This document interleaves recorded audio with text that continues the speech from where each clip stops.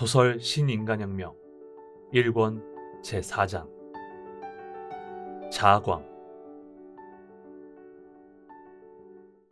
대불법의 자광은 지금 미국 최대의 도시 뉴욕의 마천루에도 내리쬐고 있었다. 야마모토 신이치를 태운 비행기는 10월 13일 오후 12시 30분에 토론토를 출발하여 10월 13일 오후 2시가 지나 뉴욕의 아이들와이드 국제공항에 도착했다. 예정보다 2시간 반 정도 늦었으나 수십 명이 위풍당당의 노래를 힘차게 합창하며 일행을 맞이했다.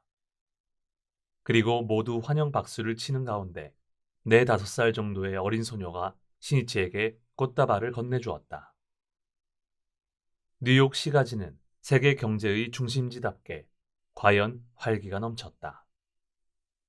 엠파이어 스테이트 빌딩을 비롯하여 고층 빌딩이 질비한 마천루의 경관에 신이치는 경탄했다.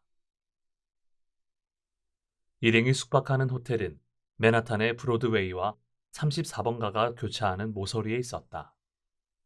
끊임없이 오가는 차 소리는 19층에 있는 신이치의 방에도 울려왔다. 눈을 감으면 그것은 밀물대의 파도 소리 같기도 했고 군중의 환호 소리로 들리기도 했다.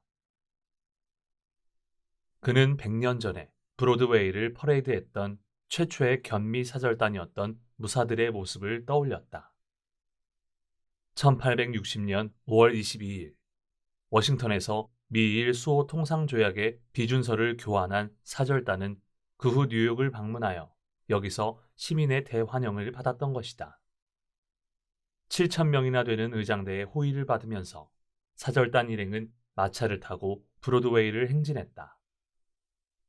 거리는 일본인을 한번 보려고 몇만 명의 군중으로 가득 메워지고 대환성이 하늘에 울려 퍼졌다. 이 일행을 본 시인 월트 휘트먼은 그것을 젊은 자유인 미국과 갑옷을 입은 만물의 어머니 아시아의 만남이라고 칭송하며 노래했다. 서쪽 바다를 건너 일본에서 온 그을린 붉은 뺨에 2자루의 칼을 찬 예의 바른 사절들. 지붕 없는 마차에 편히 몸을 기대고 모자도 쓰지 않고 움직일 낌새도 없이 오늘 맨하탄의 거리를 행진한다. 휘트먼은 이 동양과의 만남으로 미국에 결여된 것들이 보충되어 이 나라가 완전해질 것을 꿈꾸고 있었다. 그로부터 100년이 지난 지금 신이치는 동양에서 온 불법의 사자로서 브로드웨이 거리에 발을 내디뎠다. 신이치 일행을 맞이한 것은 군중의 열광과는 거리가 먼 소수의 동지들에 지나지 않았다. 그러나 그는 이 방문을 휘트먼이 갈망했던 만물의 어머니 동양천리와 진실한 교류를 여는 새벽으로 만들어야 한다는 결의를 했다. 다음날 14일 오전에 일행은 유엔 본부를 견학했다. 마침 9월 20일부터 시작된 제15회 유엔 총회가 한창이었다. 이 총회에는 동서의 양 거두인 소련의 후르시초프 수상, 미국의 아이젠하워 대통령을 비롯하여 국가 원수 10명, 수상 13명, 외무부 장관 57명 등 세계의 얼굴이 모여 인류의 의회, 유엔에 걸맞는 순회 총회가 되었다. 또 총회 중에 카메룬, 토고, 마다가스카르 등 17개국의 유엔 가입이 인정되었다. 이 나라들은 키프로스를 제외하고 모두 아프리카 대륙의 신생 독립국이었다. 이로써 유엔 가입국은 총 99개국이 되었으며 그 가운데 아시아 아프리카 그룹이 45개국이었다. 즉, AA 그룹이 토의의 결정을 좌우하는 큰 힘이 되어 세계의 정치 지도가 대폭적으로 수정된 총회였다고 해도 좋았다.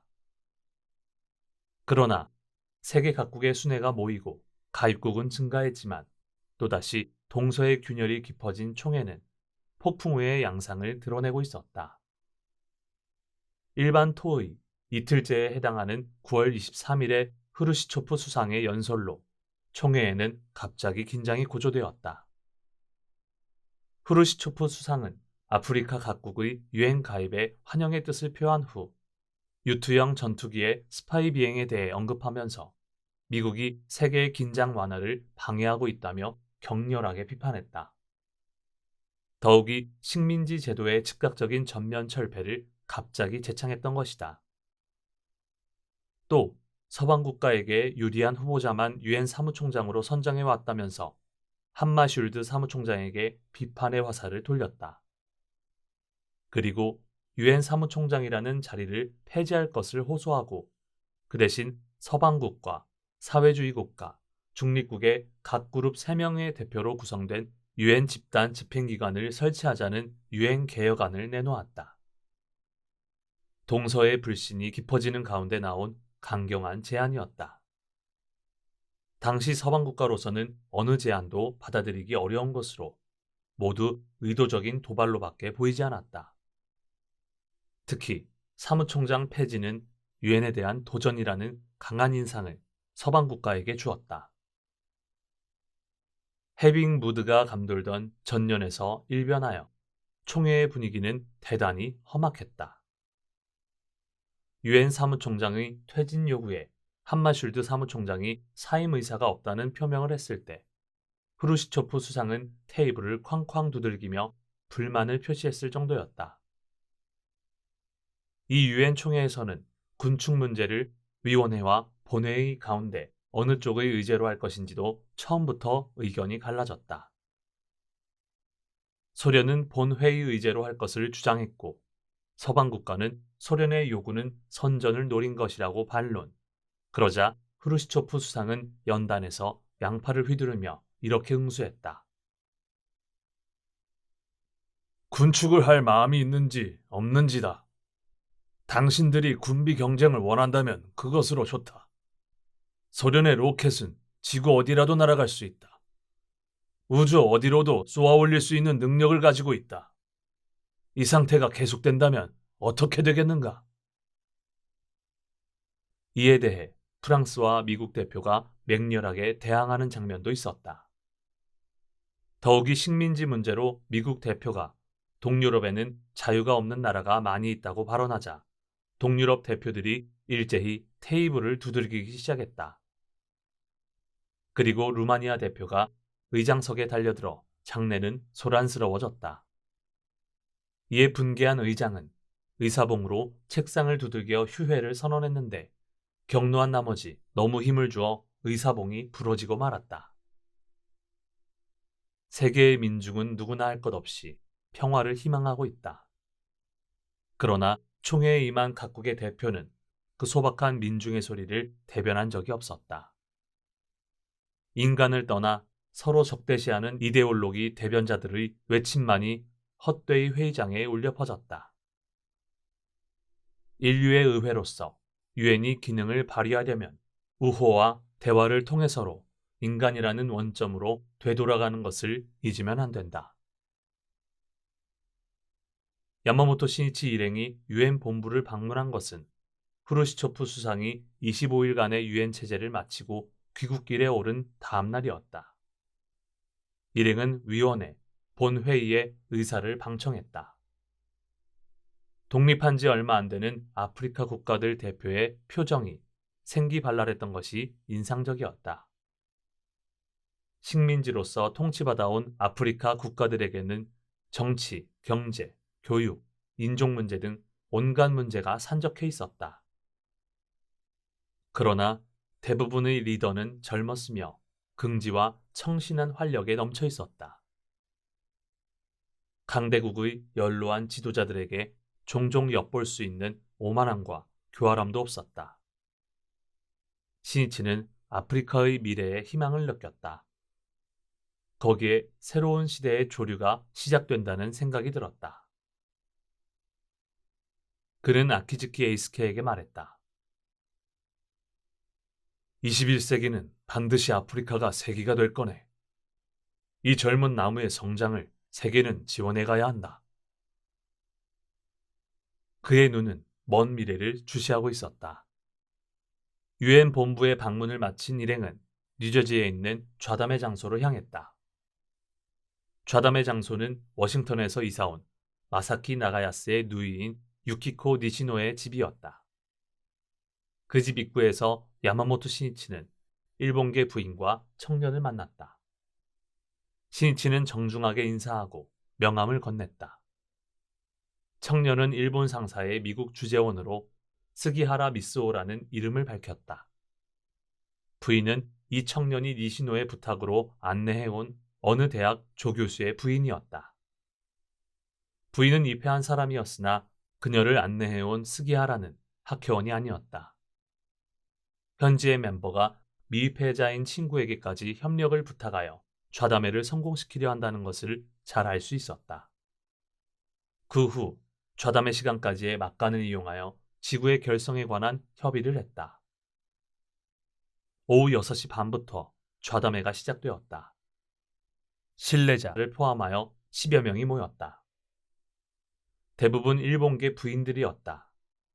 그녀들의 남편들도 대부분 미군으로 일본에 와 있던 사람들이었다. 멤버의 표정에는 생활의 피로가 배어나오고 있었다.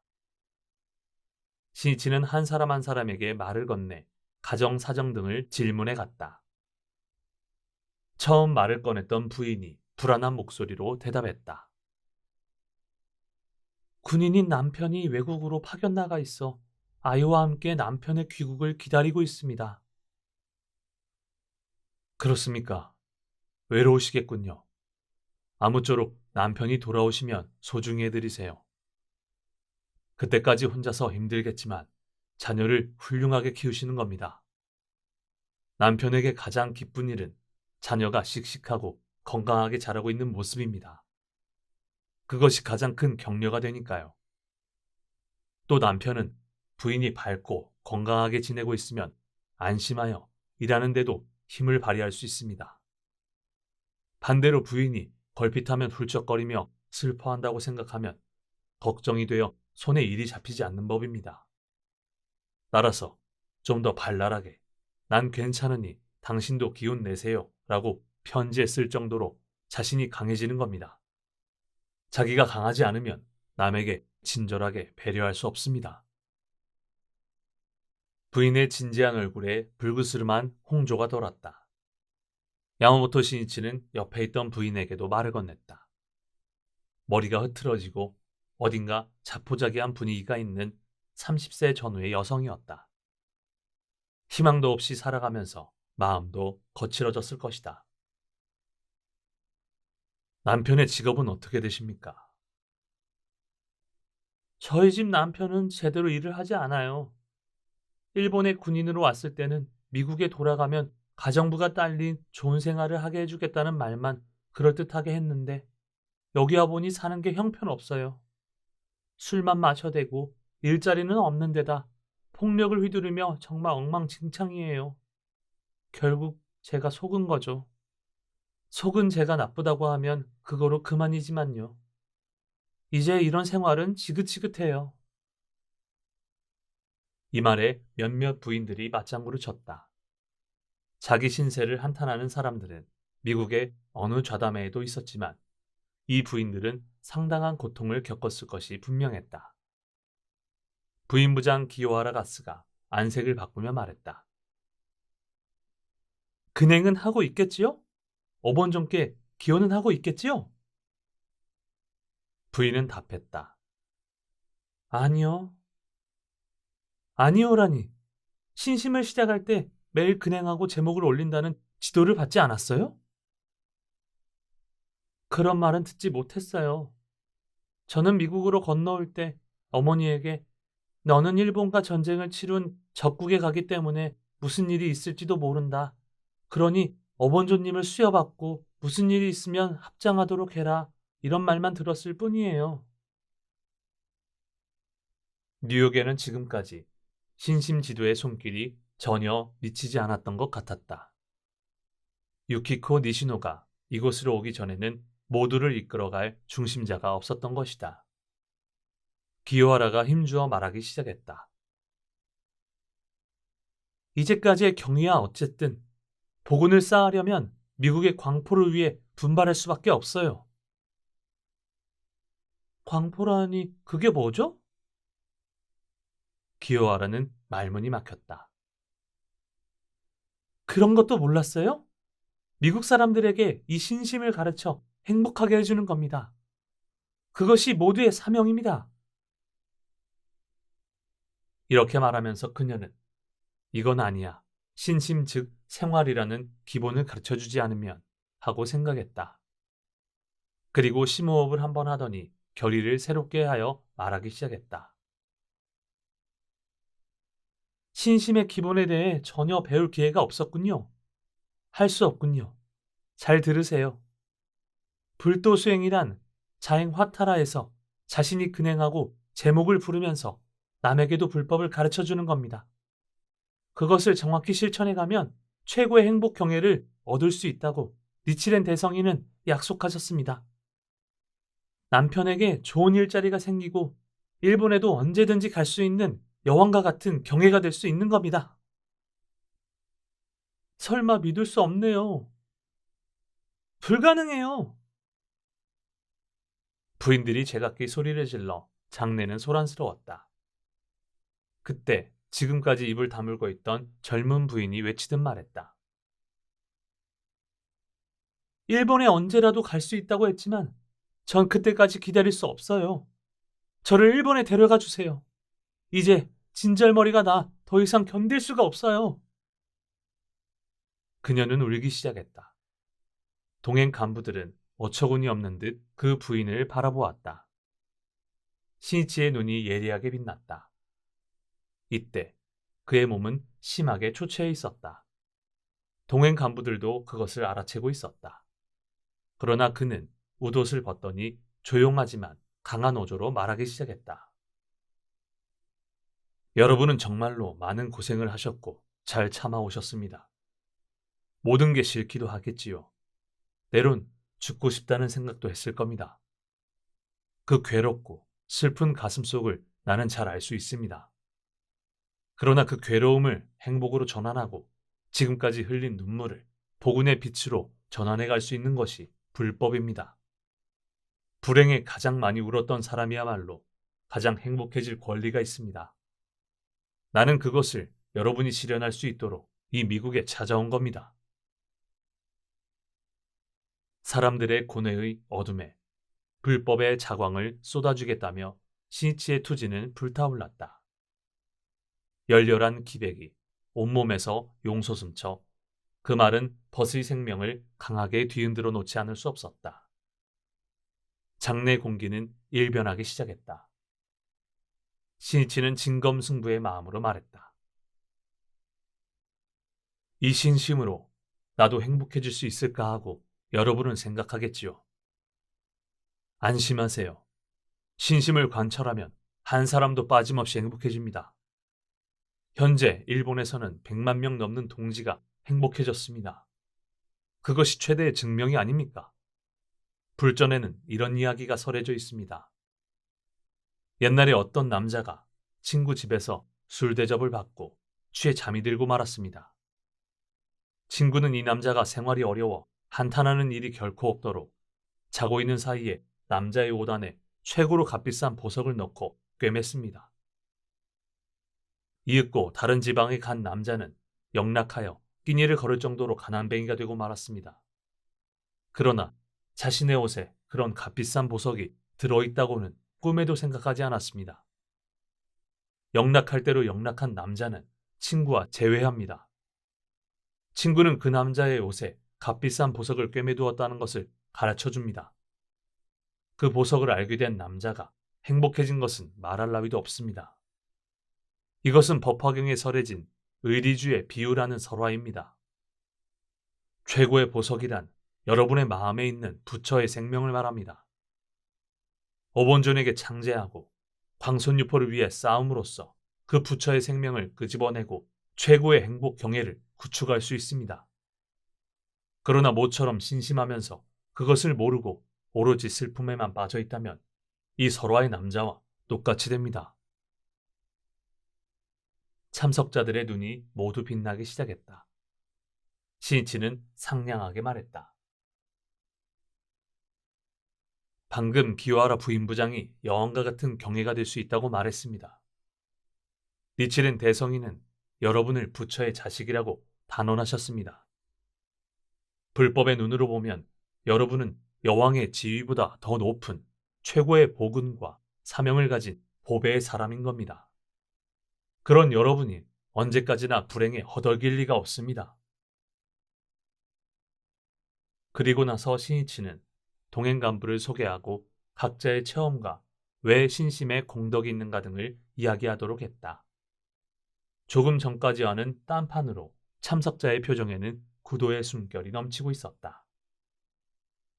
동행 간부의 이야기가 끝나자 신이치가 물었다. 왜 신심이 중요한 건지 아시겠습니까? 모두 밝은 얼굴로 고개를 크게 끄덕였다.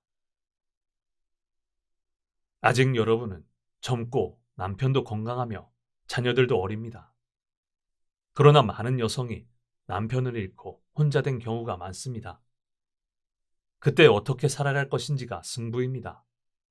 자신의 마음의 궁전을 열어 어떤 일이 있어도 무너지지 않는 절대적 행복 경애를 확립해가는 게 불법입니다.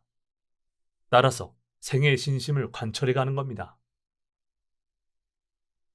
신이치는 여기서 뉴욕 지구의 결성을 발표한 다음 참석자에게 선물로 가지고 온 수주보를 한 사람씩 건네주었다. 그때 신뢰자로 참가한 한 부인이 입회를 신청했다. 그녀는 신이치의 이야기를 듣는 사이에 자신도 행복해질 수 있다는 희망을 느끼기 시작한 것이다. 그래서 꼭 이 신심을 해야겠다고 생각한 것이다. 좌담의 장소에 축복의 박수가 터졌다. 신뢰자로 참석한 상사맨 스기하라 미스오 역시 이 좌담의 모습을 관찰하듯 줄곧 지켜보고 있었다. 그는 지금까지 마사키 나가야스와 아오타 스스무에게 몇 번이고 불법 이야기를 들어왔다. 당시 스기하라는 회사가 일으킨 불상사를 모두 책임으로 떠맡아야 하는 궁지에 몰려 있었다. 그러나 학회를 심하게 비판해왔던 만큼 신심한다면 마사키나 아오타에게 패배를 스스로 인정하는 꼴이 되는 것 같아 완고하게 입회를 거절해왔던 것이다. 이날도 스기하라는 때를 쓰는 부인들의 말에 시치가 어떻게 답하는지 흥미본의로 보고 있었다. 그러나 성심성의를 다해 부인들을 격려하는 기백 넘치는 신이치의 지도에 차츰 마음이 움직이기 시작했다. 이 사람은 전혀 모르는 남을 행복하게 해주고 싶은 마음으로 필사적이다. 이토록 따뜻한 세계가 있었던가? 사람 사는 세상의 냉혹함을 피부로 느끼고 있던 그에게 그것은 충격적인 광경이었다. 그는 그로부터 1개월 후에 입회하여 뉴욕에서 최초의 남자부가 된 것이다. 신이치가 이때 무리하여 입회를 강요한 것은 아니었다. 단지 모인 벗들의 행복을 바라며 인생 승리의 길을, 인간 영광의 길을 있는 힘껏 다해 말했을 뿐이었다. 이솝우화의 북풍과 태양처럼 인간의 마음에 망토를 벗기는 것은 춥고 세찬 북풍이 아니다. 그것은 남을 생각해주고 감싸주는 태양과 같은 자광의 따뜻함이다. 거기에 인간의 참된 공감의 선율이 생겨나기 때문이다. 야마모토 신이치의 몸 상태는 뉴욕에 도착했을 무렵부터 두드러지게 악화되었다. 높은 발열로 생기는 오한이 그를 덮쳐 걸으면 다리가 휘청거렸다. 평상시에도 병약한 신이치의 몸은 강행군의 여행 스케줄로 이미 그 한계를 넘고 있었다. 그러나 신이치는 그것을 참으며 그런 기색을 조금도 내보이지 않았다. 자신의 일로 모두에게 걱정을 끼치면 안 된다는 배려에서였다. 다음날 10월 15일은 브라질로 떠날 준비하는 날로 하고 회합 스케줄은 잡지 않았다. 이날 낮에는 동행 멤버들이 외출을 했으나 그는 숙소에서 쉬었다. 그러나 저녁 무렵부터는 대객 전에 건립기진할 자재의 매입에 편의를 마련해준 회사의 현지 주재원들과 식사를 해야만 했다. 그리고 16일에는 미국의 수도 워싱턴으로 향했다. 약 4시간의 열차 여행이었다. 창밖에는 무사시노를 연상시키는 잡목림이 줄지어 있었다. 깊어가는 가을 풍경을 느긋하게 바라보면서 하는 여행은 신이치의 마음을 편안하게 했다. 열차가 워싱턴의 유니온역에 도착한 것은 오후 1시 무렵이었다. 역에는 20명 정도의 사람들이 네 줄로 서서 학회가를 합창하며 일행을 맞이했다. 맨 앞줄에 있던 일본계 부인은 창가학회라고 쓴 플래카드를 들고 있었다.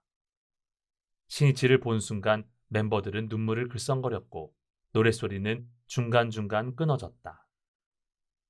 합창하는 멤버 옆에는 운송반이라고 적힌 완장을 찬 미국인 장년이 서 있었다. 수송반으로 써야 할 것을 운송반으로 쓴 듯했다. 또 역 앞에 정차되어 있는 차의 안테나에는 삼각형 깃발이 달려 있고 거기에 소카가키라고 써 있었다. 소카가카이라고 쓰려던 것이 A자가 빠져버린 것이다. 그대로 읽으면 소카가키가 된다. 그러나 신이치는 무엇보다도 동지의 진심을 소중히 하고 싶었다. 환영해 주셔서 고맙습니다. 여러분의 진심이 가슴에 스며옵니다. 감사합니다. 그럼 갑시다. 역이기도 하여 그는 많은 것을 이야기할 수는 없었으나 진심을 담아 담례하고 벗의 노고를 치하했다.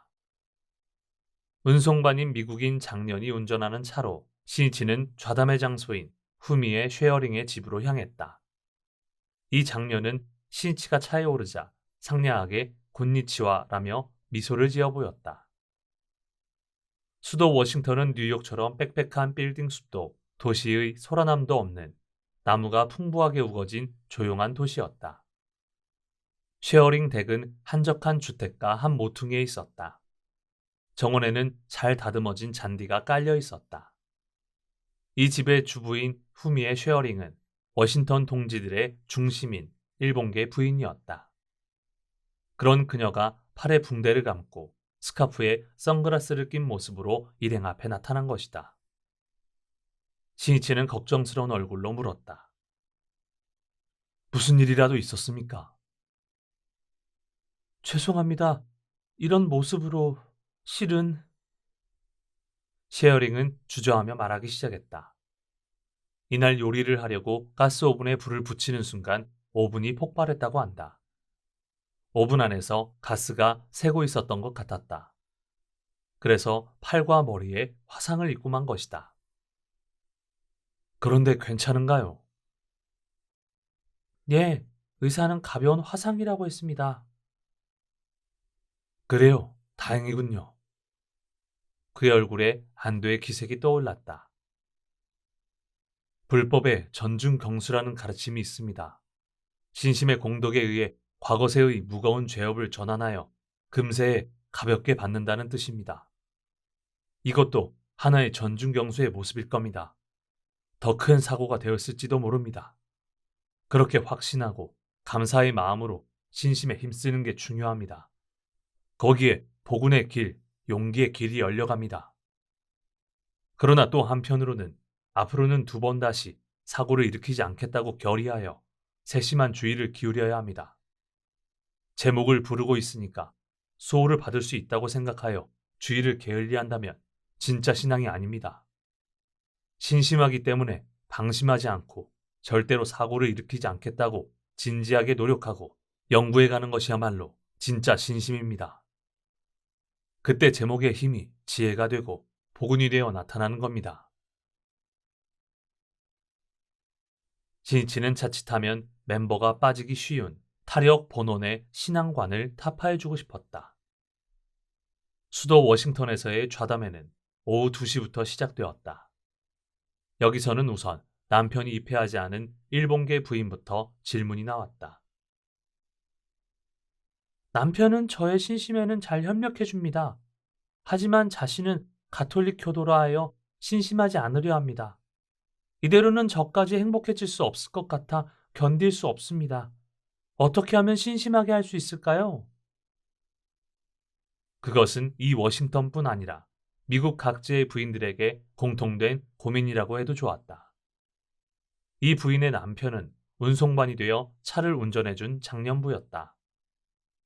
야마모토 신이치는 그 말을 듣자 웃으며 말했다.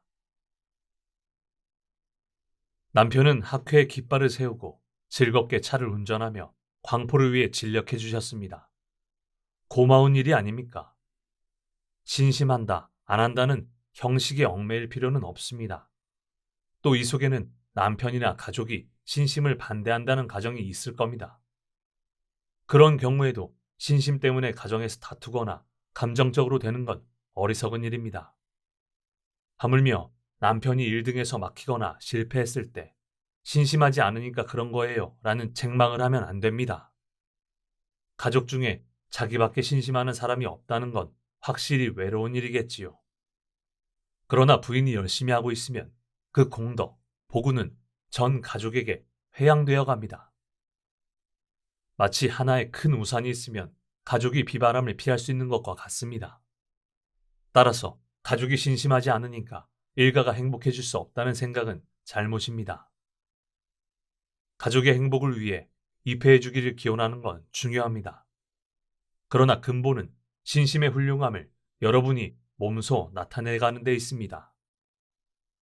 여러분이 아내로서 혹은 어머니로서 신심에 힘씀으로써 훌륭해지고 건강하고 총명하게 또 따뜻하고 남을 생각하는 마음으로 가득한 태양과 같은 존재로 되어간다면 가족도 자연히 불법에 찬동하게 됩니다. 즉, 가족의 존경과 깊은 신뢰를 받는 게 절복의 제1보입니다. 시니치는 불법은 최고의 양식임을 호소하고 싶었던 것이다. 질문이 계속해서 나왔다. 야마모토 시니치는 때로는 동행 간부에게 답변하게 했다. 젊은 일본계 부인이 물었다. 5살 난 딸이 말을 못합니다. 열심히 기원은 하고 있어요. 하지만 아직 소원이 이루어지지 않았습니다. 정말로 말할 수 있을까요? 시니치를 대신하여 이시카와 유키오가 답변했다. 어본존은 절대의 힘으로 소원은 반드시 이루어집니다. 문제는 어본존을 의심하는 마음에 있다는 겁니다. 그런 신심으로는 제목을 불러도 좋아지지 않습니다. 부인도 자신을 얕보는 사람을 구하고 싶은 마음이 생기진 않겠지요? 오만한 대답에 부인은 예라고 한마디 하고는 고개를 숙이고 말았다. 신치는 웃는 얼굴로 감싸듯 말을 덧붙였다. 하지만 걱정하지 않으셔도 됩니다. 착실하게 신심해 간다면 따님은 반드시 말을 할 수 있어요.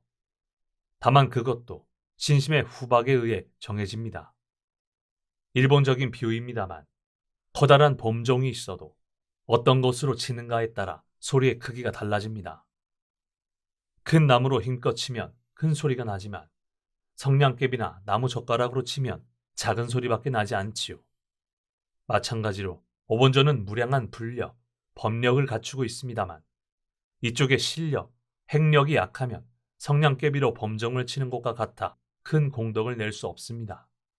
그러나 열심히 불도에 수행하고 힘써간다면 반드시 숙명을 전환하고 따님도 좋아집니다. 그러니 자신에게 지지 말고 끝까지 노력해 주십시오.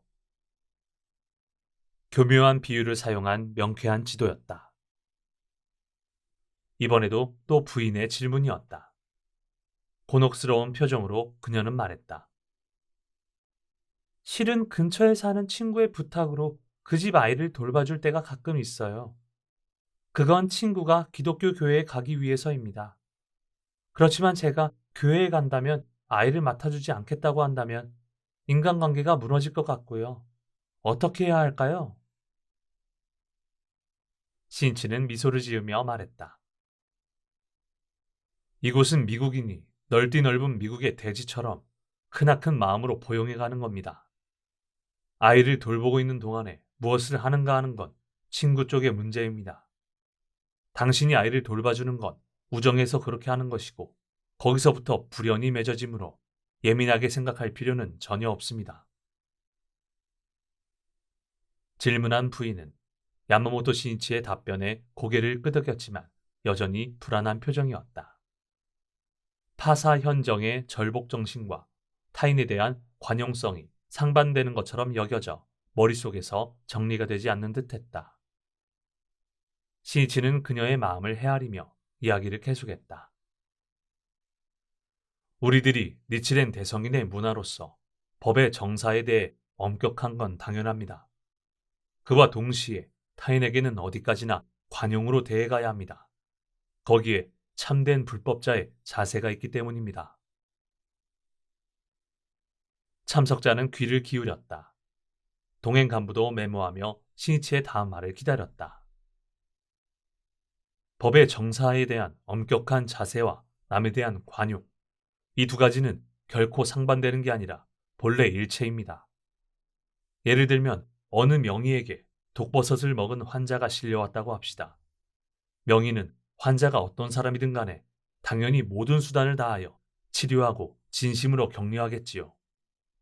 이것이 남에 대한 관용의 모습이라고 할 수 있습니다. 그리고 환자에게 이제 독버섯 같은 건 절대로 먹으면 안 됩니다. 라고 주의도 줄 것입니다. 환자가 독버섯은 맛있으니까 또 먹고 싶어요 라고 해도 그렇습니까? 하며 찬성하거나 타협하는 의사는 없습니다. 그것이 법에 대한 엄격함이라고 할 수 있습니다.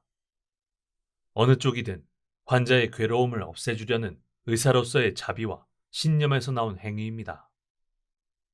불법자의 본연적 자세도 그러합니다. 시니치는 니치렌 대성인이 과감하게 절복을 전개하신 것도 일체 중생의 행복을 실현한다는 대자대비에서였다는 것을 말했다. 사람들이 부분간에 지나지 않는 이전의 가르침을 최고의 법이라고 믿는다면 불법의 정수인 하종의 법화경을 신수할 수 없게 된다. 그렇게 되면 결국 사람들은 불행에 빠지지 않을 수 없다. 대성인은 그것을 막으려고 사계의 격언을 내세워 가면이 일어서신 것이다. 그리고 권력에 가담하여 그릇된 법을 넓히는 부패, 타락한 악승과의 장절한 투쟁을 전개하셨다. 악과 싸우지 않고 악을 보고도 그냥 두는 것은 결과적으로 악을 방치하고 조장시키는 결과가 되기 때문이다. 그러나 그 싸움의 방법은 어디까지나 절복이라는 대화이셨다. 더욱이 목숨을 위협하는 박해를 받으면서도 당신은 비폭력에 철저했고 시종 언론에 의한 싸움을 관철하셨다. 그는 여기까지 단숨에 이야기하고는 질문한 부인에게 타이르듯 말했다. 그러므로 파사 현정의 절복 정신과 우정은 결코 모순된 게 아닙니다. 어느 쪽이나 근본은 자비의 마음입니다. 따라서 진심에 힘쓰면 힘쓸수록 보다 큰 마음으로 벗을 감싸며 우정도 깊어지는 게 본래의 모습입니다. 절복이란 대화를 통한 생명의 촉발 작업이므로 신뢰와 우정이 없다면 성립되지 않습니다. 질문하신 분도 종교의 차이를 뛰어넘어 인간으로서 보다 많은 사람들과 깊은 우정을 맺고 벗의 행복을 바라는 사람이 되어주십시오. 그것이 불법의 넓이와 깊이를 보여주는 증명이 되기도 합니다. 멤버로서는 처음으로 듣는 불법의 휴머니즘 정신이었다. 그것은 신선한 충격이 되어 벗의 마음에 새겨졌다. 다시 몇 사람의 질문을 받은 다음 시니치는 워싱턴 지구의 결성을 발표했다. 지구부장에는 좌담회장 제공자인 후미의 쉐어링이 임명되었다. 또 워싱턴, 뉴캐롤라이나, 펜실베니아, 플로리다에 각기 반이 탄생되었다. 좌담회가 끝나고 시니치가 방을 나서려고 하자 일본계 멤버의 남편인 한 미국인 장년이 감개무량한 표정으로 말을 건넸다. 곁에 있던 마사키 나가야스가 통역을 했다. 당신의 이야기를 듣고 감동했습니다. 불법은 훌륭한 가르침이라고 생각합니다. 당신의 종교에 입회하고 싶습니다만 가톨릭이라 그렇게 할 수 없습니다. 정말 유감스럽고 또 죄송하게 생각합니다. 시니치는 말했다. 교단에 속하는지 어떤지는 문제되지 않습니다. 불법을 믿고 한마디라도 제목을 부르며 우리들과 같은 마음으로 부인과 멤버를 지키고 응원해 주신다면 그것으로 충분합니다. 그렇게 한다면 더욱더 불법의 훌륭함을 알 수 있습니다. 장녀는 미소를 지으며 시니치에게 악수를 청했다. 광선유포란, 즉 인류의 행복과 세계 평화를 실현하는 데 있다. 그것은 인간의 마음에 내재하는 부처라는 선한 생명을 열어가고 휴머니즘의 우정에 빛을 발하며 세계를 감싸가는 일이다. 말하자면 인간이라는 보편의 대지에 선 생명의 르네상스 운동이 광선유포라고 할 수 있다. 야마모토 신이치는 후미의 쉐어링의 안내로 2층의 별실로 갔다. 잠시 후 품이 있는 노부인이 다과를 가지고 들어왔다. 후미에의 어머니 도미노였다. 후미에와 도미노는 2년 정도 전에 입회한 이래 착실하게 신심에 힘써왔다. 특히 도미노는 이미 80에 가까운 나이였으나 학회를 위해서는 어떤 일이라도 하겠다는 마음으로 광포활동에 힘쓰고 있는 후미에를 보이지 않는 곳에서 뒷받침해주고 있었다. 도미노는 상냥하게 웃으며 말했다. 피곤하실 텐데 수고 많으셨습니다. 다과를 준비했습니다. 신이치가 감사를 표하자 그녀는 담담하게 이야기했다. 선생님의 말씀을 듣고 학회란 정말로 존귀한 단체구나 하는 생각을 했습니다. 앞으로는 분명 미국에서도 빠르게 발전해 갈 겁니다. 그렇게 되면 반드시 학회에 대한 역풍도 또한 강해지겠지요. 저의 인생 경험에서 생각해도 역풍의 시대는 있기 마련입니다. 문제는 그때 누가 이 존귀한 학회를 지키는가입니다. 신이치는 입회한 지 2년밖에 안 되는 노부인이 이토록 학회의 미래를 생각하고 마음을 써주는 것이 의외이기도 했고 기쁘기도 했다. 도미노는 온화한 어조였으나 단호하게 말했다. 그렇지만 무슨 일이 있어도 제가 살아있는 이상 이 워싱턴은 걱정 없습니다. 염려하지 마세요. 열심히 하고 말고요. 신이치는 지용의 불자가 속속들이 미국의 대지에서도 용출하고 있음을 실감했다. 고마운 일입니다. 감사합니다. 건강하게 오래오래 사셔서 학회를 지켜주십시오. 노부인은 이렇게 말하는 신이치의 얼굴에 땀이 배어나오는 것을 발견했다. 땀을 흘리시는데 어디 몸이라도 편찮으신지요? 이때 신이치는 확실히 열이 나고 있었다. 아닙니다. 걱정하지 않으셔도 됩니다. 열심히 이야기했더니 약간 땀이 나온 것뿐입니다. 그렇습니까? 그래도 피곤하신 것 같으니 잠시 이곳에서 쉬시지요. 저는 선생님의 몸이 가장 걱정됩니다. 그녀는 이렇게 말하고 일부러 방을 나갔다. 신이치는 잠깐 동안 소파에 등을 기대어 피로를 달랬다. 도미노의 따뜻한 마음 씀씀이가 그의 마음을 한결 부드럽게 해주었다. 그날 밤 일행은 워싱턴 호텔에서 하룻밤 묵었다. 다음날 아침 식사를 끝내자 아키즈키 에이스케가 야마모토 신이치의 방으로 왔다. 선생님, 그럼 저는 한 발 먼저 뉴욕으로 돌아가겠습니다. 아, 신문사를 견학하러 간다고 했지. 아키츠키는 이날 저녁 세이쿄 신문의 편집 부장으로서 뉴욕타임스 본사를 방문하여 견학할 예정이었다. 단단히 견학해 무엇이 뉴욕타임즈를 세계적인 신문으로 만들었는가를 배워오게. 그리고 좋다고 생각되는 건 무엇이든 도입하는 게 중요하다. 언젠가는 세이쿄 신문도 일간으로 되어야 하며 우선 누구나 인정하는 세계 인류의 신문으로 만들어야 하기 때문이네. 신이치에게는 일찍이 도다 조세이가 자주 세이쿄 신문을 전 일본, 전 세계 사람들이 읽는 신문으로 만들고 싶다는 말이 마음 깊이 새겨져 있었다. 그 말을 그는 반드시 실현시켜야 한다고 다짐해왔다. 그리고 그것을 위해 어떻게 하면 세이쿄 신문을 세계적인 신문으로 키우는가를 언제나 노심해왔던 것이다. 아키츠키는 신이치의 말에 예하고 대답했으나 솔직히 세계 인류의 신문이라는 말을 듣고 놀라움과 당황함을 금치 못했다. 세이쿄 신문은 이해 8월까지 주간 8면이었다가 9월부터 겨우 수요일 4면, 토요일 8면으로 주 2회 발행하고 있었다. 신이치는 세이쿄 신문의 미래에 크나큰 꿈을 싣고 말했다.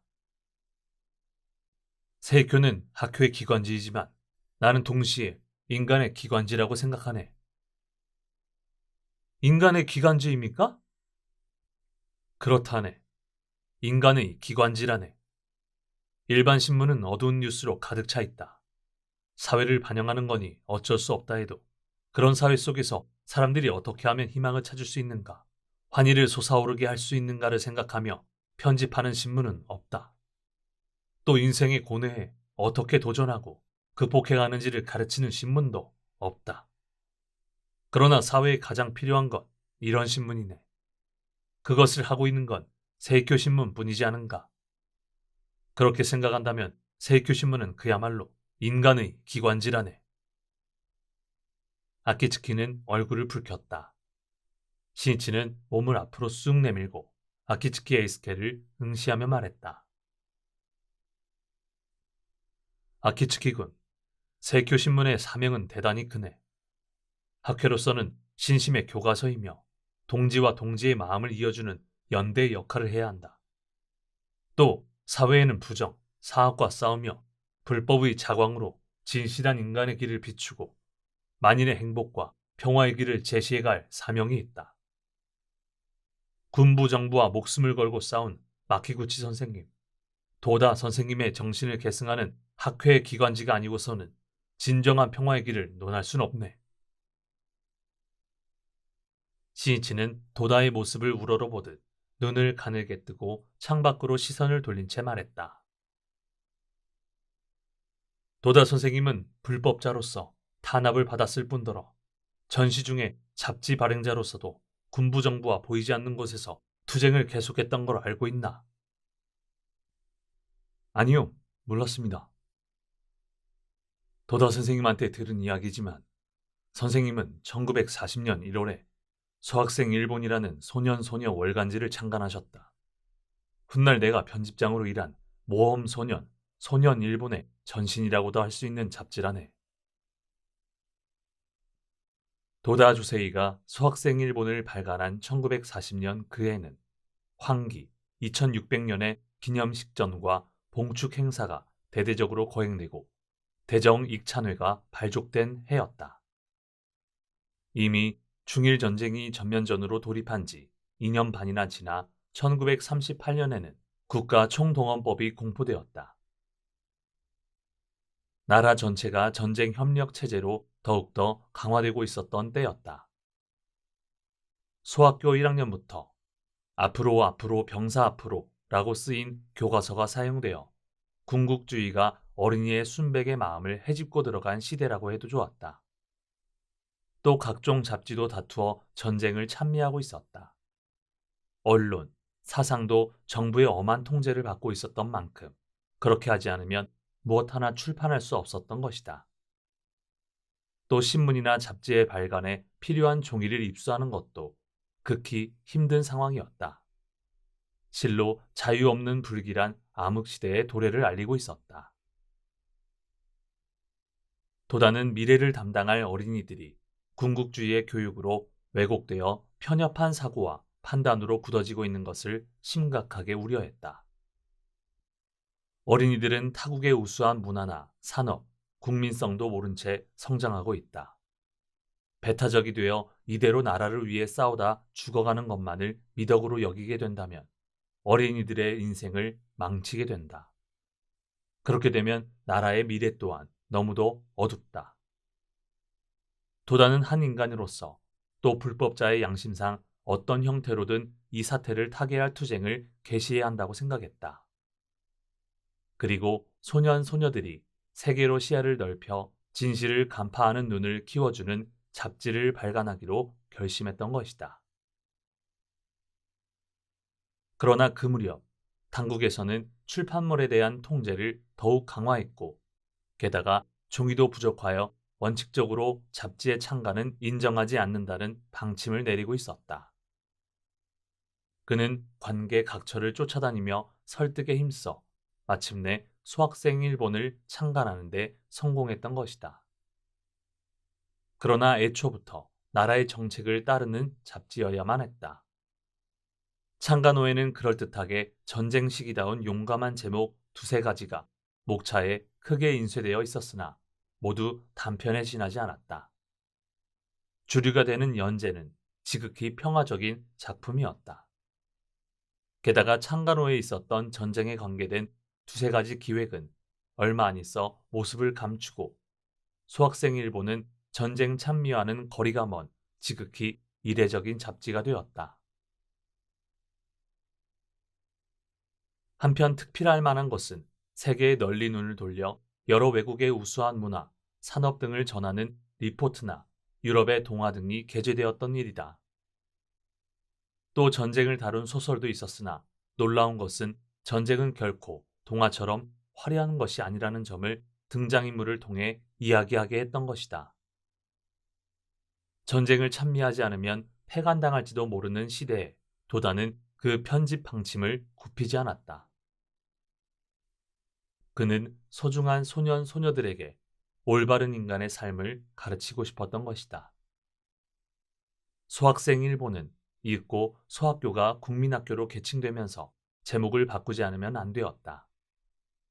당시 소년, 소녀의 나이는 어린 국민이라는 의미로 소국민으로 통일되게 불렸지만 도다는 굳이 적을 소가 아니라 작을 소자를 써서 소국민 일본으로 바꾸었다. 사소한 일인 것 같으나 그것은 권력의 지배에 굴하지 않겠다는 도다 조세이의 신념이 각인된 것이었다. 또 소국민은 뒤를 잇는 작은 이들을 온 힘을 다해 지켜주며 성장시켜야 한다는 그의 결의가 표명된 것일지도 모른다. 소국민 일본으로 제목을 바꾸고 나서 최초로 발간된 1941년 3월호에는 신비와 수수께끼를 풀다라는 특집이 실렸다. 거기에 도다 조세이는 과학의 어머니라는 제목으로 다음과 같은 권두원을 집필했다. 불가사의하고 신비한 일에 놀라움과 두려운 마음으로 예배하던 것은 미개하고 야만적인 고대의 사람들이었다. 알 수 없는 일을 그대로 믿고 미신에 빠진 것은 과학하는 마음이 없는 고대 중세의 사람들이었다. 왜 그럴까? 도대체 이것은 무엇일까? 이렇듯 우리들의 마음에서 일어나는 여러 가지 의문을 올바르게 규명해 가는 데에서 세상을 밝히고 세계를 진보 발전시키는 과학의 세계가 열린다. 뉴턴은 정원에 사과가 떨어지는 것을 보고 만류인력을 발견했고, 와트는 쇠 주전자에서 물이 끓어오르는 것을 보고 증기기관을 발명했다. 에디슨과 퀴리도 따져보면 이 의문을 정직하게 직시한 사람들이 아니었던가. 경이와 의문이야말로 과학의 어머니이다. 국가 신도를 기둥으로 하는 정신주의가 짙은 시대에 알 수 없는 것을 그대로 믿는 어리석음을 그는 소년 소녀에게 말하고 있었다. 그리고 의문을 정직하게 직시하는 과학하는 마음을 가지라고 했다. 여기에 암흑과 같은 시대의 조류의 가면이 도전하는 도다의 양심이 바라는 외침을 듣는다 하지 않을 수 없었다. 또 소국민 일본 10월호에는 지켜라 하늘이라는 제목의 특집이 실렸다. 그 용장한 타이틀과는 반대로 거기에는 방공 마스크나 방공호를 만드는 방법 등 어떻게 하면 어린이들이 자기 몸을 지킬 수 있는지 자세히 써 있었다. 또 그 속에는 영국이나 소련 어린이들의 방공 훈련을 다룬 글도 있었다. 거기에는 이렇게 써 있었다. 특히 영국의 소국민이 얼마나 힘들고 괴로운 공습을 받아왔는가. 우리들이 생각하는 이상으로 슬픈 일이라는 것은 종종 뉴스로 전해지고 있습니다. 처음에는 공습의 두려움에 아버지나 어머니와 뿔뿔이 헤어져 미국으로 피난 가거나 시골로 떠나거나 했습니다. 위험한 도시에 있는 어린이도 적지 않았습니다. 폭탄이 멀리서 떨어지는 것을 보면 재빨리 도로에 엎드려 몸의 안전을 지키고 있습니다. 그 일에 완전히 익숙해져 침착한 모습이었다고 합니다. 이 10월호의 발간일은 1941년 10월 1일로 그날은 일본이 미국과 영국에게 선전포고하기 불과 2개월 정도 전이었다. 이 무렵 일본과 영국의 양국 관계는 이미 악화되어 영국을 적성국으로 보는 견해가 강해지고 있었다. 그런 가운데 영국 어린이들이 공습에 시달리면서도 다부지게 자기 몸을 지키고 있다는 상황을 동정적으로 쓴 글을 게재하는 것은 결코 쉬운 일이 아니었다고 생각한다. 도다 조세이에게는 일본의 어린이뿐 아니라 전 세계의 어린이들도 지켜주어야 하는 대상이라는 인식이 있었다. 또 어린이들끼리 서로 미워할 필요는 전혀 없다. 오히려 그 괴로움을 알고 서로 손을 잡아야 한다. 이렇게 명확하게 주장하였다. 말하자면 특집 타이틀이야말로 지켜라 하늘이었으나 그가 지키려 했던 것은 일본의 하늘보다는 차세대를 담당할 소년 소녀의 존귀한 생명이었던 것이다. 이 기획 속에도 살아라, 살아다오 라고 필사적으로 젊은 혼에게 호소하고 있는 도다의 마음을 헤아릴 수 있을 것이다. 소국민 일본은 1942년 4월에 폐간되었다. 통제가 더욱더 심해지는 가운데 당국의 의도대로 전쟁을 찬미하고 죽음의 재촉을 선동하는 잡지를 만드느니 차라리 폐간하는 길을 그는 선택했던 것이다. 전후 일본의 저널리즘은 한결같이 평화주의로 전환했다. 언론, 출판의 자유가 보장된 세상에서 평화를 외치는 것은 쉽다. 그러나 그것이 평화주의의 가면을 쓰고 있는지 아닌지를 간파하려면 저 전쟁 중에 무엇을 했는가를 물어야만 한다. 이것은 저널리즘에 그치지 않고 종교도 마찬가지이다. 오늘날 아무리 평화와 민주주의를 외치고 정의의 가면을 쓰고 있을지라도 전쟁 중의 모습 속에서 그 교단의 정체가 있다는 것을 간과해서는 안 된다. 야마모토 신이치는 도다가 발간한 이 소년소녀 잡지에 대해 알고 있는 모든 것을 아키즈키 에이스케에게 말했다. 도다 선생님은 그런 시대 속에서 저널리스트로서 최후의 최후까지 싸우셨다. 그것이야말로 세이큐 신문이 이어받아야 하는 정신이야.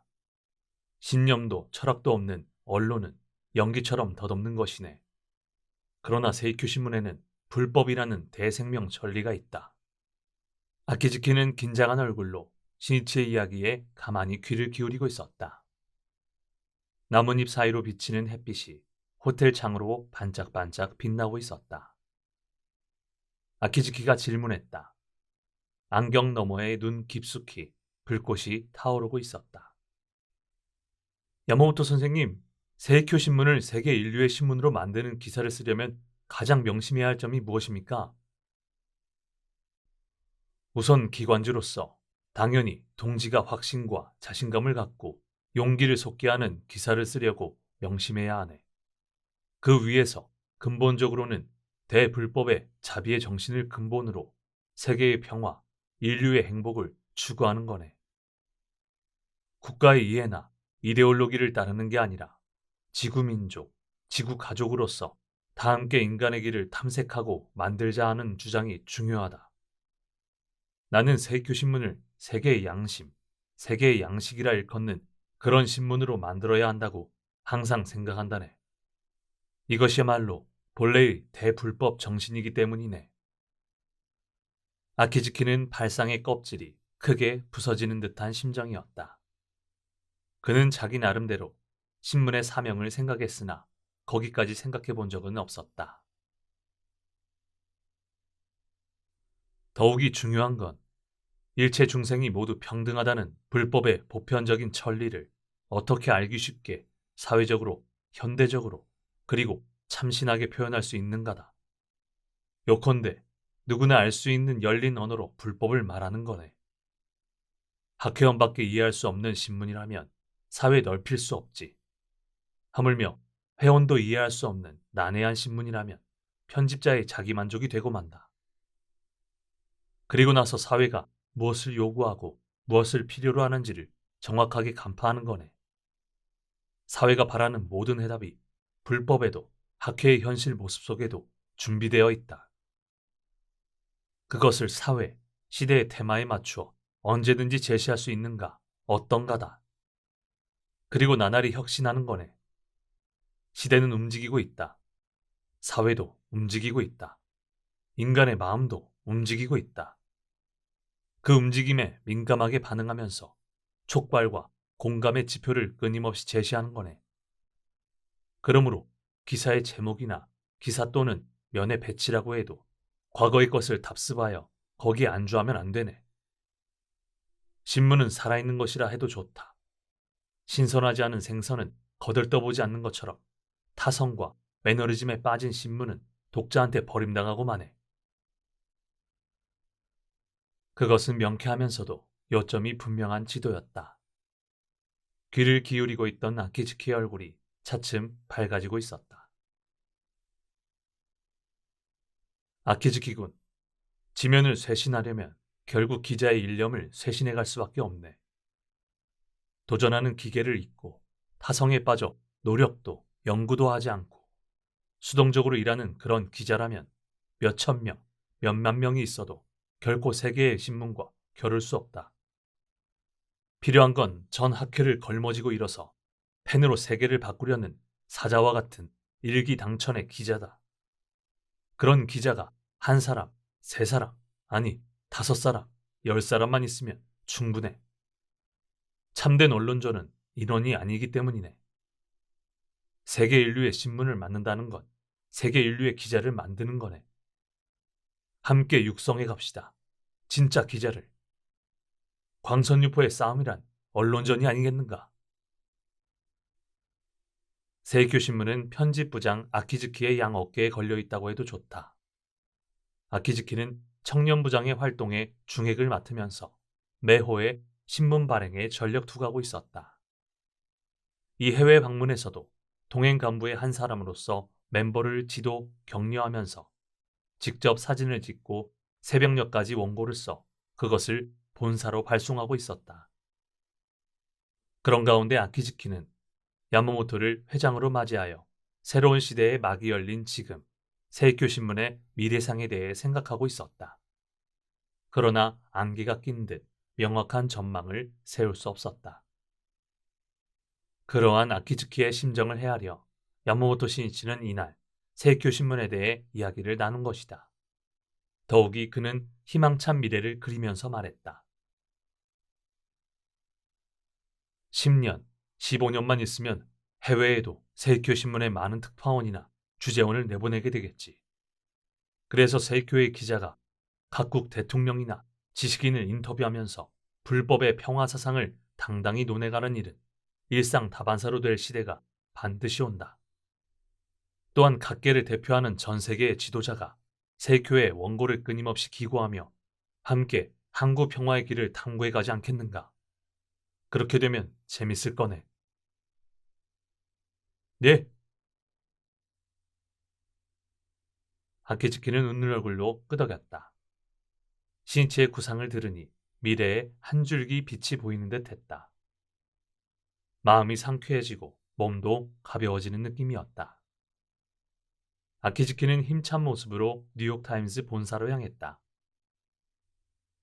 아키즈키 에이스케를 보낸 야마모토 신이치는 나머지 동행 간부들과 함께 수도 워싱턴을 시찰하러 나갔다. 하늘은 맑게 개이고 단풍이 들기 시작한 가로수가 무성했으며 백아의 건물들이 눈부시게 빛나고 있었다.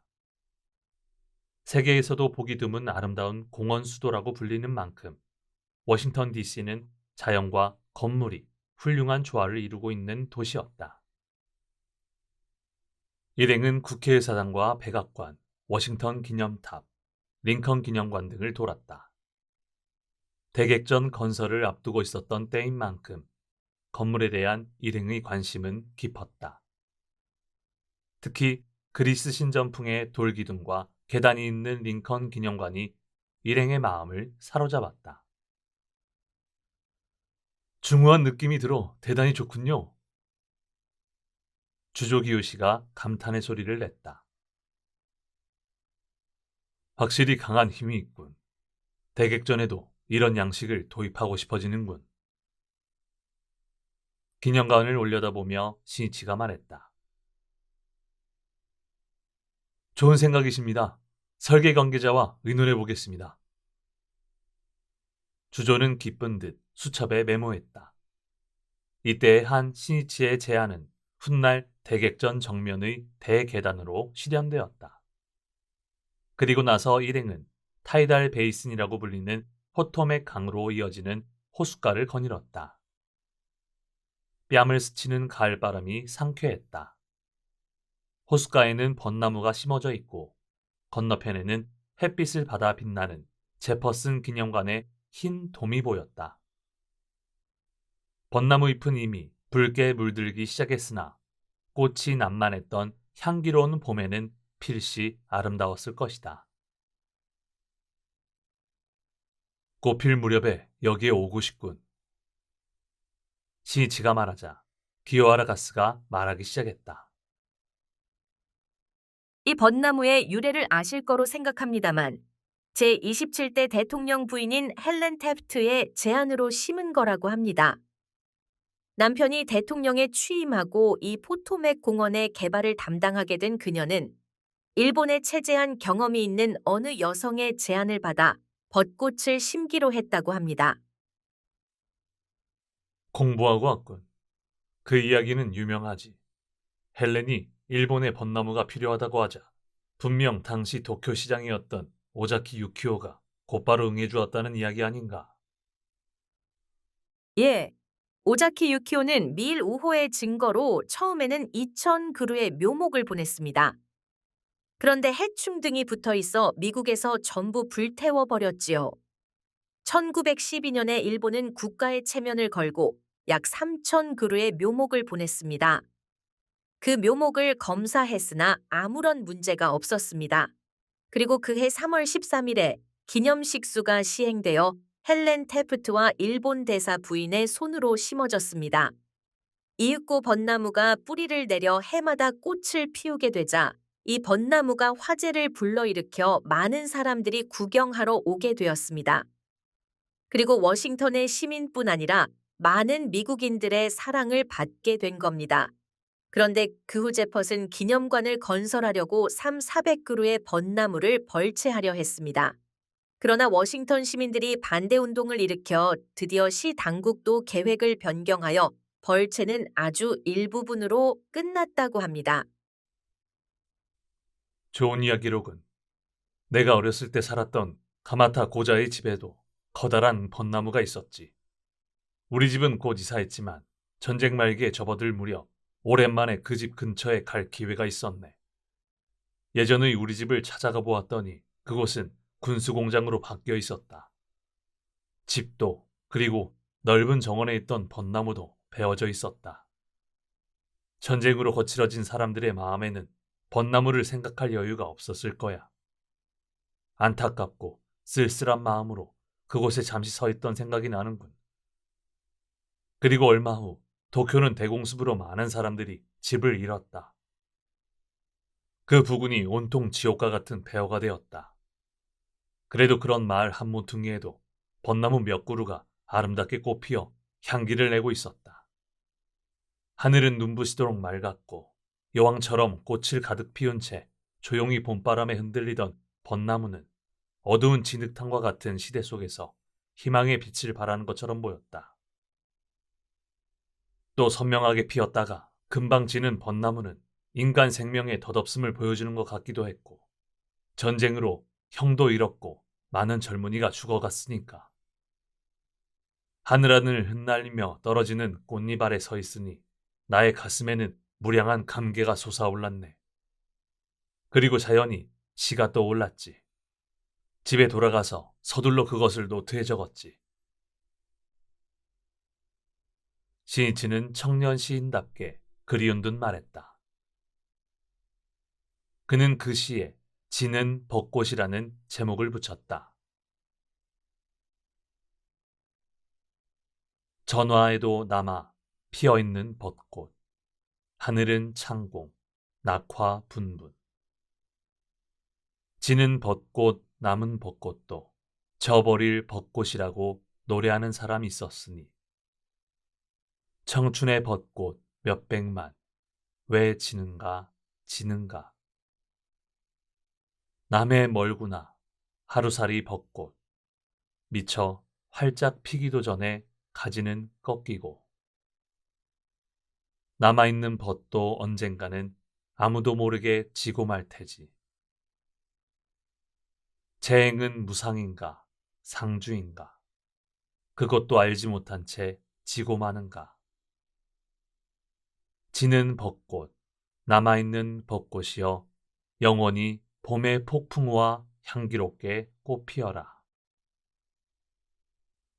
생과 사, 무상과 상주 그것은 전쟁 중에 청춘을 살아야 했던 시니치의 피하기 어려운 인생의 테마였다.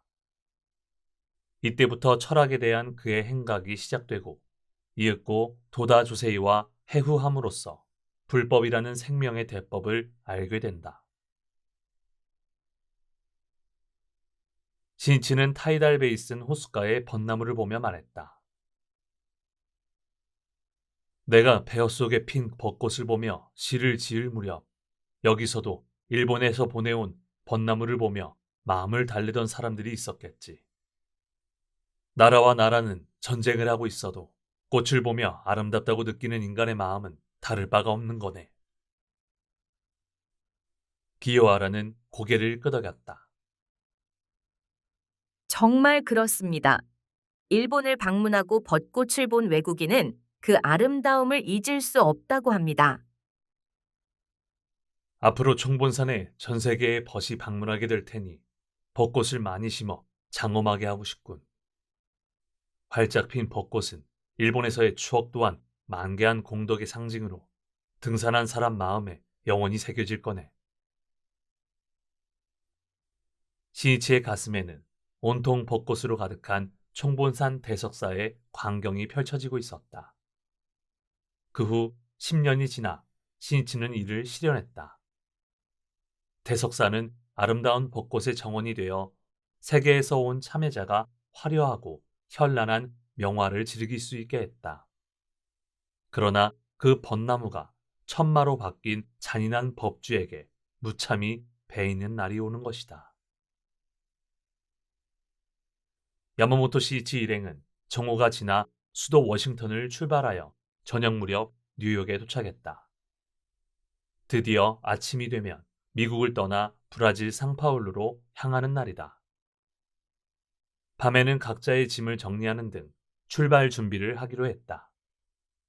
저녁 식사 후 동행 간부들은 쇼핑을 위해 외출했으나 시니치는 호텔에 남았다.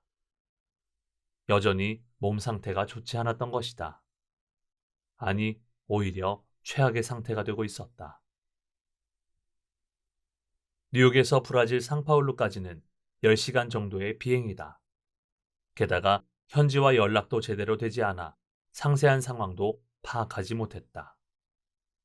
몸과 마음이 모두 고생스러운 여행이 될 것이 분명했다. 시니치는 양복 주머니에 넣어둔 은사 도다주세이의 사진을 꺼내 침대에 누워 쉬면서 그 사진을 줄곧 바라보았다. 그의 머리에는 도다가 서거하기 5개월 전인 11월 19일의 일이 뚜렷하게 떠올랐다. 그것은 은사가 병으로 쓰러지기 전날이었다. 시니치는 그날 히로시마로 떠나려는 도다를 질책당할 각오로 막으려고 했다. 은사의 쇠약은 한도를 넘어섰으며 몸은 눈에 띄게 여유여 있었다. 더 이상 무리하면 생명에 분명히 지장이 있었다. 시니치는 학회 본부 응접실의 소파에서 비스듬히 누워 쉬고 있는 도다를 향해 바닥에 무릎을 꿇고 머리를 숙이며 부탁했다. 선생님, 히로시마에 가는 것은 이번에는 중지해 주십시오. 부탁입니다. 아무쪼록 잠시 휴행해 주십시오. 그는 필사적으로 애원했다. 그러나 도다는 의연히 말했다. 그런 일을 할 수 있겠나? 그렇지 않은가? 부처의 사자로서 한 번 정한 일을 그만둘 수 있겠는가? 나는 죽어도 가겠네. 신이치, 그건 진정한 신심이 아니야. 자넨 잘못 생각하고 있어. 그 열렬한 스승의 목소리가 지금도 그의 귓가에 울리고 있었다. 그 외침이야말로 선생님께서 나에게 몸으로 가르쳐 주신 광선유포 지도자의 자세였다. 브라질은 일본과 지구 정반대편에 있어 가장 멀리 떨어진 나라이다. 그곳에 많은 동지가 기다리는 것을 생각하니 신이치는 무슨 일이 있어도 가야 한다는 생각을 했다. 그리고 모두를 격려하고 목숨이 있는 한 싸우자고 결심했다. 그의 마음에는 도다조세이의 제자로서 투혼이 불타고 있었다. 그는 지금까지 몸 상태를 회복하려고 자기 나름대로 휴식 시간을 가지려고 했었다. 그것도 당초의 일정을 변경하지 않고 브라질 방문을 실현하기 위해서였다고 해도 좋았다. 그는 잠시 후 침대에서 일어났다. 그리고 의자에 앉아 수호 오본존을 향해 진지하게 제목을 부르기 시작했다. 대생명력을 자신의 내면에서 끄집어내 오로지 병마를 타파하려는 일심의 기원이었다. 오랜 창제였다. 그가 창제를 끝내자 문을 두드리는 소리가 났다. 부의사장인 주조 기요시였다. 주조는 며칠 전부터 야마모토 회장의 브라질행은 만류해야 하지 않을까 하는 생각을 줄곧 하고 있었다. 날이 갈수록 신이치의 몸 상태가 악화되고 있는 것을 느꼈기 때문이었다. 처음 뉴욕에 도착했을 때부터 신이치의 쇠약이 눈에 띄게 심해져 눈 밑에는 기미까지 끼어 있는 것을 주조는 지나치지 않았다. 그는 혼자 번민하고 있었다. 야마모토 회장의 브라질 방문은 광선유포의 미래를 구상하면서 생각에 생각을 거듭하여 내린 결론이었다는 것을 그는 잘 알고 있었다. 그것을 중지한다면 그 광선유포의 구상을 무너뜨리는 일이 될 수도 있다는 것을 알고 있었기 때문이었다. 그러나 브라질행을 강행하면 야마모토 회장은 틀림없이 쓰러진다는 생각이 들었다. 그는 절대로 동행 간부의 책임으로 그것을 묵묵히 보고 있을 수는 없었다. 주조는 고민한 끝에 다른 간부와도 상의했다. 그리고 신이치의 브라질행을 만류하러 찾아온 것이다. 신이치는 문을 열고 주조를 맞이했다. 오, 주조인가? 쇼핑은 끝냈는가? 네, 다녀왔습니다. 어디서 했는가? 백화점에 갔습니다만 의외로 일본 제품이 많은데 놀랐습니다. 주조는 그때부터 자세를 가다듬고 굳은 표정으로 말했다. 선생님, 정말로 말씀드리기 송구스럽습니다만 무슨 일이라도 있는가? 주조는 결심을 굳힌 표정으로 말하기 시작했다. 내일 브라질로 떠나는 일로 말씀드릴 게 있어 왔습니다. 결론부터 말씀드리면 선생님께서는 이대로 미국에 남아 계시고 저희들만 가고 싶습니다. 신이치는 놀란 듯 주조의 얼굴을 보았다. 주조 기요시는 힘을 주어 단숨에 이야기했다. 선생님의 몸 상태가 현저하게 나빠져 있다는 것은 누구의 눈에도 명백합니다. 더 이상 무리하시면 그야말로 돌이킬 수 없게 됩니다. 만약 선생님이 쓰러지시기라도 한다면 학회는 기둥을 잃게 됩니다. 만약 그런 일이 일어난다면 좀 더 빨리 이 일을 선생님께 말씀드리려고 생각했습니다. 그런데 선생님 앞에 오면 저도 모르게 그 말을 꺼낼 수 없게 됩니다. 주제 넘은 외람된 말씀을 드린다는 건 잘 알고 있습니다. 그렇지만 선생님께서는 아무쪼록 휴식을 취해 주셨으면 합니다. 이건 저희들의 마음이기도 합니다. 주조는 여기까지 말하고 애원하는 눈으로 신이치를 보았다. 주조, 고맙네. 이렇게 말하고 신이치도 주조를 응시했다. 그 눈에는 결의의 불꽃이 타오르고 있었다. 그리고 신이치는 강한 어조로 말했다. 그러나 나는 가겠네. 나를 기다리는 동지들이 있다. 모두가 기다리는데 가지 않는다는 건 절대로 있을 수 없네. 브라질 방문은 이번 여행의 큰 목적이 아닌가. 그 때문에 왔는데 도중에 포기하는 건 당치도 않네. 도다 선생님이 싸움 도중에 포기하신 적이 한 번이라도 있었나? 나는 도다 선생님의 제자다. 간다. 무슨 일이 있어도 가겠다. 만약 쓰러진다면 그것으로 좋지 않은가? 기백으로 가득 찬 불같은 투지에 넘친 말이었다. 순간 침묵이 흘렀다. 신이치와 주조의 눈과 눈이 오로지 빛나고 있을 뿐이었다. 주조는 꿀꺽 침을 삼켰다. 그는 다시 설득하려고 했으나 아무 말도 할 수 없었다. 신이치가 결정한 흉중의 이야기를 들은 주조는 더 이상 신이치에게 할 말이 없음을 깨달았다. 그리고 뜨거운 감동이 치밀어 오르는 것을 느꼈다. 야마모토 선생님. 주조는 글썽이는 눈으로 신이치를 보며 말했다. 잘 알았습니다. 대단히 죄송합니다. 무슨 일이 있어도 끝까지 선생님과 함께하겠습니다. 신이치 얼굴에 미소가 떠올랐다. 가자, 바다 끝까지. 도다 선생님을 대신해서. 이미 신이치의 마음은 한 번도 가본 적 없는 신천지 브라질을 경쾌하게 달리고 있었다.